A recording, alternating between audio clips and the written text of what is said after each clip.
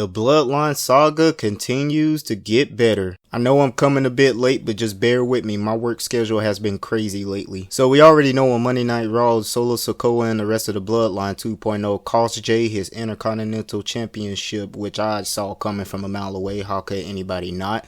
But afterwards, we knew Jey Uso was going to get his revenge. So on Friday Night SmackDown, we had the rest of the tag team tournament with DIY facing Motor City Machine Guns, and Motor City Machine Guns pulled out the W, and then out comes the Bloodline to interrupt their victory. Solo Sikoa congratulates them on their win to becoming the #1 contenders, but then he gets a little bit too big for his britches and challenges Motor City Machine Guns to fight them right here, right now for the tag team championships. I guess he was thinking that since they're already kind of worn out and exhausted, that they could get the easy dub. See, one thing I don't like about heels is that they come with a little bit of a dumb factor. You cost Jey Uso his IC championship on Monday Night Raw and didn't think there would be any retaliation. Boy, you really crazy for that. During the match, it got a little bit heated.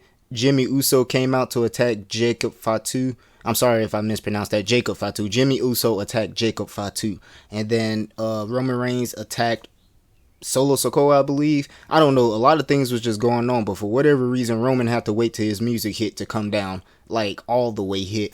And then afterwards, it was still a fair fight because it was Tama Tonga and Tonga Loa. And then out of the shadows comes Jey Uso. Jey Uso super kicks Tonga Loa and then spears Tama Tonga and gives Motor City Machine Gun the win to become the new WWE World Tag Team Champions. Afterwards, Jey Uso is pacing back and forth in the ring, and out comes Jimmy Uso, who cannot believe that his brother actually helped them fight off the Bloodline. Jimmy Uso slowly approaches Jey, says a few words, and then they both embrace each other, and we get the reunion of the Usos. Roman looks on as they hug, and it becomes a beautiful moment because we're one step closer to bringing the OG Bloodline back together. I love this. It was such a beautiful moment. Look, guys, we already knew we were going to get this story arc. The Bloodline starts, they dominate WWE for 4 years, then they disband, and then something happens, like something seriously, to where they gotta come back together, but the right time this time, even though the last time was the right time because they were heels.